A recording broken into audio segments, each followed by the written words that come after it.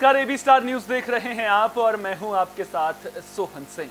वक्त हो चला है अपना यूपी का, जिसमें सबसे पहले बात करेंगे समाजवादी पार्टी के प्रशिक्षण शिविर के। दरअसल बांदा में समाजवादी पार्टी का 2 दिवसीय प्रशिक्षण शिविर शुरू हो चुका है, जिसमें समाजवादी पार्टी के मुखिया अखिलेश यादव ने शिरकत की। सपा कार्यकर्ताओं ने अखिलेश का गर्मजोशी के साथ स्वागत किया।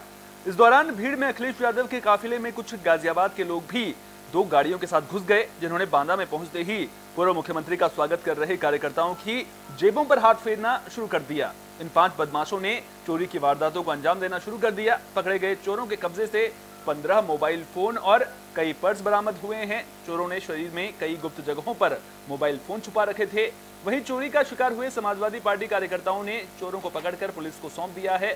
फिलहाल पुलिस चोरों से पूछताछ कर रही है। तो समाजवादी पार्टी का बांदा में प्रशिक्षण शिविर चल रहा है, जिसके जरिए पार्टी 2024 के लोकसभा चुनाव को लेकर तैयारियां करती हुई नजर आ रही है।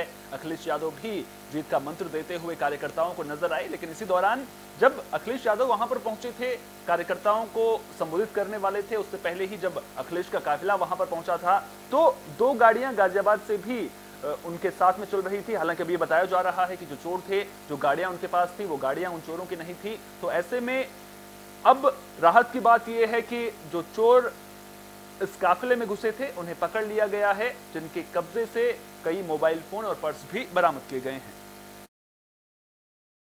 सर, अभी यहाँ अखिलेश यादव जी सर्किट हाउस में आए हैं। यहाँ कई मोबाइल पकड़े गए हैं, क्या मामला था, कितने लोग पकड़े गए हैं? कुछ वाहन चोर हैं जो गाजियाबाद साइड से गाड़ी बुक करा के लेके आए हैं। इनका कहना है हम लखनऊ से पीछे चल रहे हैं इसी रूट पर। यहाँ भीड़ में इन्होंने मोबाइल भी खींचे हैं, मौके पर पकड़ लिए गए हैं। लगभग 14-15 मोबाइल हैं और पर्स है। 2 गाड़ियाँ हैं जो एक किराए पे करके लाए थे। अभी तस्दीक किया जाना बाकी है कि इन्हीं की थी या किराए पे करके लाए थे। पूछताछ के क्रम में हो सकता है अभी और मोबाइल बरामद हों। कौन कौन साथी हैं ये भी टैकल किया जाएगा। जो भी होगा आपको बताएं। अभी कितने लोग पकड़े गए हैं? ये लोग आगे पीछे कर रहे थे गाड़ी काफिले में, माननीय राष्ट्रपति जी के हमारे। तो हमें शंका हुई कि यूपी 14 4 नंबर है, हरियाणा की है, क्योंकि हमें लगा कि छोटे छोटे इसमें बच्चे हैं और एक सयाने लड़के लग रहे थे। तो हमें लगा कि यार ये पिछली बार रथ यात्रा जब लेकर राष्ट्रपति जी आए थे हमारे, तो बहुत लोगों की जेब कटी थी। तो मैंने कहा हम थे, कई लोग थे गाड़ी में हमारी, हमने कहा लगता है ये साले चोर है। तो हम लोगों ने इनको गौर किया, तो हम जब देख रहे थे जैसे माननीय जी का हमारे काफिला रुक रहा था, वैसे तुरंत दौड़ लगा रहे थे। बुलेटिन में बात घोसी उपचुनाव की भी कर लेते हैं। दरअसल घोसी विधानसभा सीट पर उपचुनाव होना है, जिसको लेकर बीजेपी हो या समाजवादी पार्टी, सभी ने तैयारियां तेज कर दी हैं। समाजवादी पार्टी ने स्टार प्रचारकों की लिस्ट भी जारी कर दी है। आपको बता दें कि पार्टी ने अपने उम्मीदवार के नाम का ऐलान भी कर दिया है। इस सीट पर होने वाले उपचुनाव के लिए सपा मुखिया अखिलेश यादव ने सुधाकर सिंह पर भरोसा जताया है। सपा ने ट्वीट कर जानकारी देते हुए बताया कि सपा ने घोसी उपचुनाव के लिए सुधाकर सिंह को अपना प्रत्याशी घोषित किया है। सपा के टिकट पर चुनाव जीतने वाले दारा सिंह चौहान के सपा से इस्तीफे के बाद ये सीट खाली हुई थी। वहीं माना जा रहा है कि दारा सिंह चौहान घोसी उपचुनाव में बीजेपी उम्मीदवार हो सकते हैं। घोसी सीट पर होने वाले उपचुनाव के लिए 17 अगस्त तक नामांकन होगा और नाम वापसी के लिए उम्मीदवारों को 21 अगस्त तक का समय दिया गया है। घोसी सीट के उपचुनाव के लिए 5 सितंबर को मतदान होगा और 8 सितंबर को वोटों की गिनती होगी। तो जो नामांकन की अवधि है वो खत्म हो चुकी है और अब बारी चुनाव की है। देखना दिलचस्प होगा कि घोसी उपचुनाव में कौन बाजी मारता है।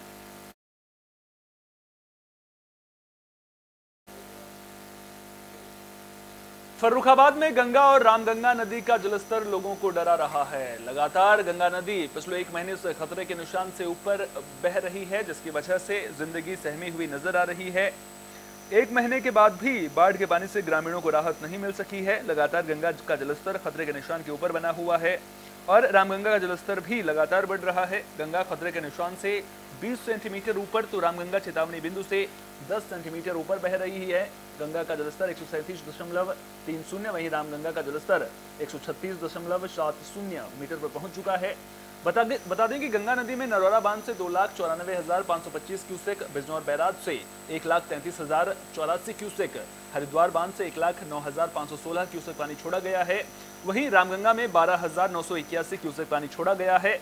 आलम यह है कि बाढ़ग्रस्त क्षेत्र में ग्रामीण सड़कों पर शवों का अंतिम संस्कार करने को मजबूर हैं। ये तस्वीर आप देखिए, सड़क किनारे अंतिम संस्कार हो रहा है। जो पहले शमशान घाटों पर किया जाता था, अब अंतिम संस्कार इसलिए सड़क किनारे करने को लोग मजबूर हैं क्योंकि नदी किनारे वो जा नहीं सकते हैं, क्योंकि वहां पर लगातार नदियों का अफवान लोगों को डरा रहा है। स्थानीय प्रतिनिधि हों या फिर प्रशासनिक अधिकारी, वो लगातार लोगों के बीच पहुंच रहे हैं, लोगों से मुलाकात कर हालात का जायजा ले रहे हैं। व्यवस्थाओं को दुरुस्त करने की भी कोशिश लगातार की जा रही है, लेकिन जिस तरह से गंगा और रामगंगा नदी का जलस्तर लगातार बढ़ रहा है, ऐसे में कहीं ना कहीं ग्रामीणों के चेहरों पर शिकन की लकीरें जरूर देखने को मिल रही हैं। जिंदगी सहमी सहमी सी नजर आ रही है, क्योंकि गंगा नदी का जलस्तर अब आप यकीन मानिए पिछले 1 महीने से खतरे के निशान से ऊपर बह रहा है। जो किसानों की खेती की जमीन है वो पानी में समा गई है। ऐसे में लोगों को सब कुछ बह जाने का डर भी सता रहा है।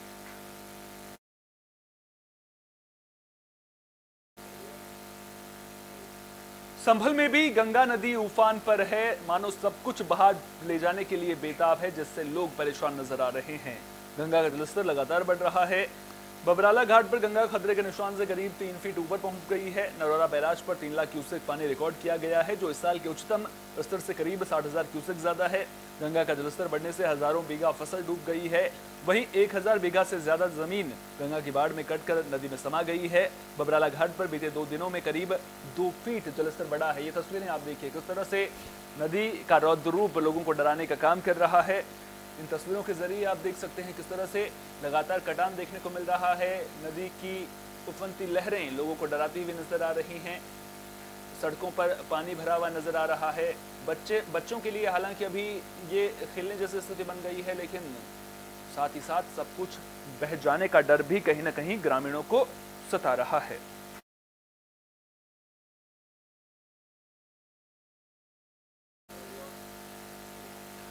महिलाओं को स्वावलंबी और आत्मनिर्भर बनाने के लिए सरकार ने महिला स्वयं सहायता समूह की स्थापना की और आज ये समूह शहर से लेकर गांव के घर घर तक फैला हुआ है, जिसमें महिलाओं के द्वारा तरह तरह के संगठन बनाकर काम किए जा रहे हैं, जिससे महिलाएं न सिर्फ खुद आत्मनिर्भर बन रही हैं बल्कि परिवार का भी भरण पोषण कर रही हैं।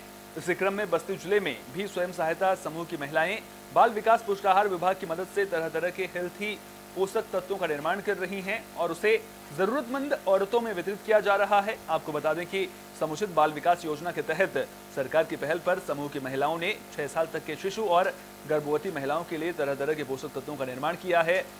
इस तरह से समूह की महिलाएं काम करके न सिर्फ अपना बल्कि परिवार का भी भरण पोषण कर रही हैं, साथ ही समाज को भी स्वस्थ और खुशहाल बना रही हैं।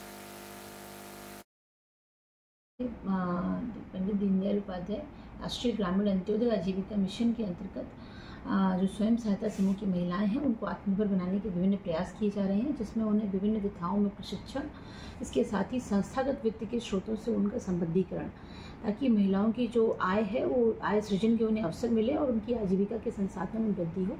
इसी कड़ी में हमारे जनपद में लगभग 1.5 लाख से अधिक महिलाओं को इन स्वयं सहायता समूहों का सदस्य बनाया जा चुका है और इन महिलाओं में लगभग 9,100 कुछ महिलाएं हैं जिनकी आय 1 लाख रुपए से अधिक है सालाना, और वहीं लगभग 27,000 महिलाएं ऐसी हैं जो 60,000 रुपये से 1 लाख रुपए के बीच में कमा रही हैं।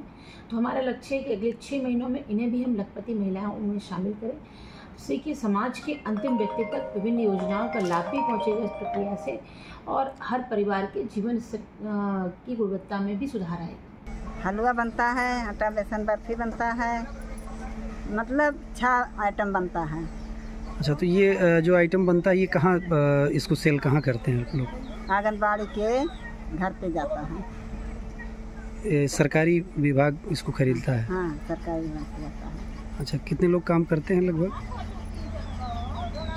कितने लोग काम? मतलब दोनों टाइम मिला के डे नाइट? 20 महिला। अच्छा, लगभग कितने महीने का कितना इनकम लगभग हो जाता होगा? 8,000। केवल महिलाएं काम करती हैं? रात में केवल महिलाएं काम करती हैं? हाँ। यूपी सरकार में अवैध निर्माण के खिलाफ लगातार कार्रवाई देखने को मिल रही है। बुलडोजर वाला एक्शन भी लगातार जारी है, लेकिन इसके बावजूद भूमाफिया अपनी हरकतों से बाज नहीं आ रहे हैं। कानपुर में बिना नक्शा पास कराए फ्लैट बनाने का मामला सामने आया है। दरअसल पहले भी चमनगंज क्षेत्र में बिना नक्शे के अवैध रूप से फ्लैट बनाने का मामला सामने आया था, जिसके बाद कई बिल्डरों पर कार्रवाई भी की गई थी, लेकिन इसके बावजूद अब अवैध तरीके से फ्लैट निर्माण कर वीडियो वायरल हो रहे हैं। मामला नाला रोड खलवे का है। आरोप है कि इस्माइल उर्फ मुन्ना ठेकेदार ने बिना नक्शे के अवैध तरीके से फ्लैट का निर्माण का काम शुरू किया है। देखना दिलचस्प होगा कि प्रशासन मामले में कब कार्रवाई करता है।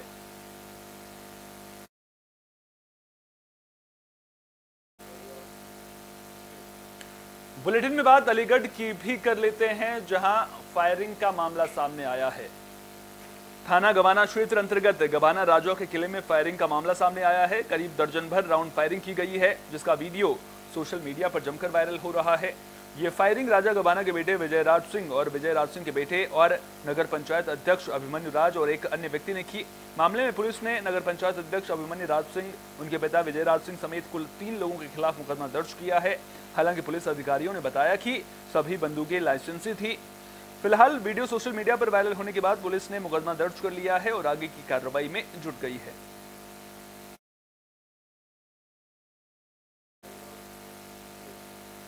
यूपी के फिरोजाबाद में स्वर्णकार की मौत के बाद बवाल देखने को मिल रहा है। परिजनों का आरोप है कि परिवार के लोग संपत्ति हड़पने की कोशिश कर रहे हैं। मामला थाना शिकोहाबाद इलाके का है, जहां एक दिन पहले स्वर्णकार ने जहरीला पदार्थ खा लिया था। इलाज के दौरान स्वर्णकार की मौत हो गई थी। परिजनों का कहना है कि मृतक ने डिप्रेशन के चलते भाई के लड़के के नाम संपत्ति कर दी थी और पैसे के लेन देन को लेकर भाइयों के बीच विवाद भी हुआ था, जिसके बाद स्वर्णकार ने जहरीला पदार्थ खा लिया था। मृतक की बेटी का आरोप है कि अमर सिंह नामक व्यक्ति ने संपत्ति हड़पने को लेकर उसके पिता को मानसिक रूप से प्रताड़ित किया था। पुलिस ने मृतक के शव को कब्जे में लेकर पोस्टमार्टम के लिए भेज दिया है। जांच शुरू कर दी है।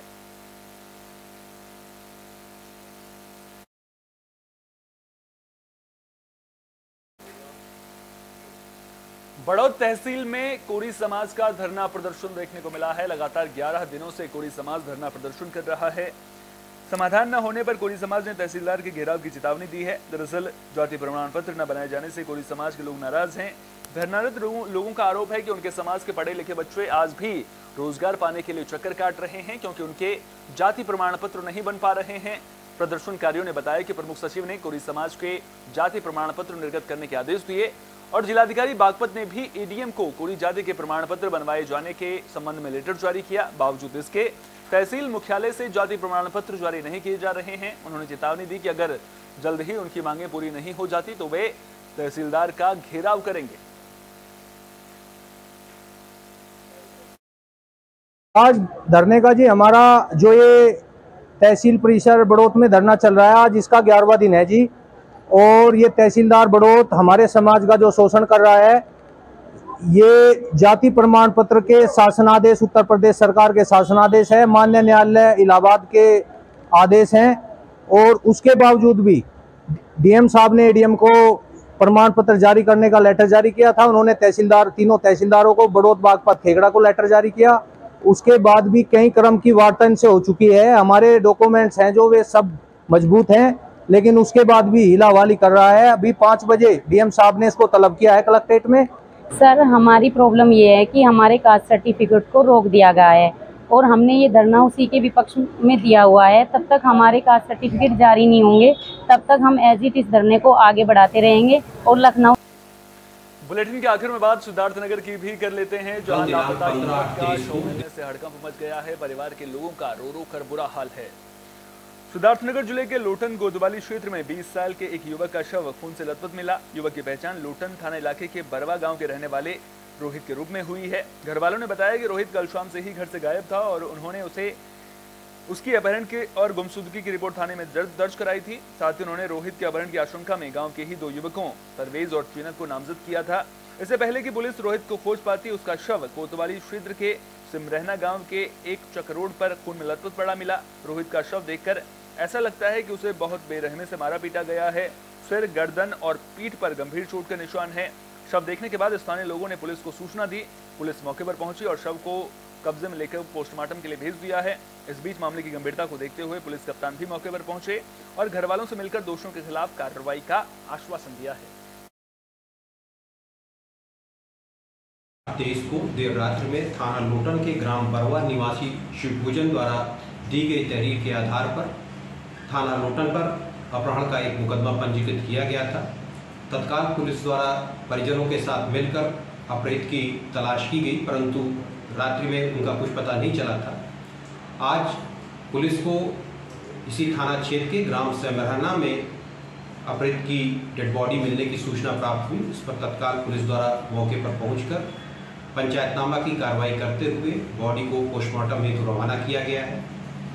नामजद अभियुक्तगण में से एक अभियुक्त पुलिस की हिरासत में है तथा दूसरे हेतु गिरफ्तारी हेतु दबिश दी जा रही है।